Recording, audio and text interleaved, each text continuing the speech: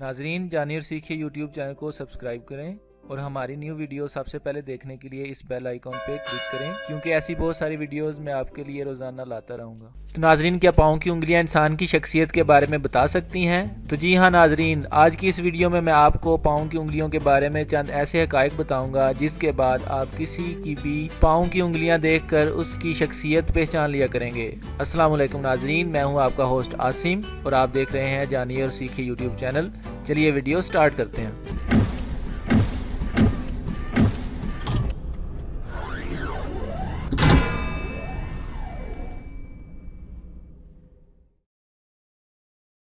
तो नाजरीन, चीनी माहिरीन का मानना है कि पाँव की उंगलियां इंसान की शख्सियत की अक्कासी करती हैं। उंगलियां कुछ इस तरह शख्सियत की अक्कासी करती हैं कि अगर आपके पाँव का अंगूठा दीगर उंगलियों के मुकाबले में बड़ा और मोटा सा है, इसका मतलब आप बहुत ज़हीन और तख्लीकी इंसान हैं और आप अपने इर्द गिर्द में होने वाली चीज़ों को अलग जाविये से देखते हैं।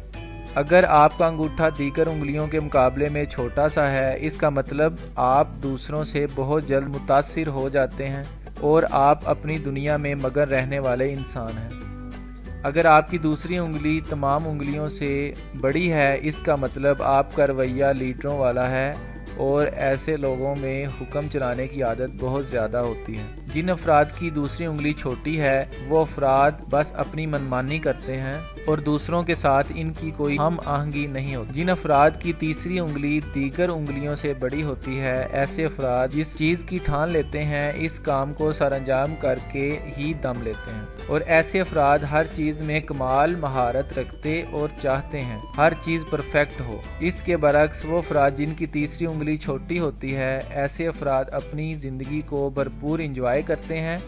ऐसे अफराद अपनी ज़िंदगी के हर पहलू पर काम करते हैं। जिन अफराद की चौथी उंगली दीगर उंगलियों से बड़ी होती है, ऐसे अफराद के लिए इनकी फैमिली सब कुछ होती है। अगर चौथी उंगली में ज़रा सा खम मौजूद है, इसका मतलब ऐसे अफराद को रिश्तों में मोहब्बत की कमी का सामना है। लेकिन ये अफराद बहुत अच्छे सुनने वाले होते हैं।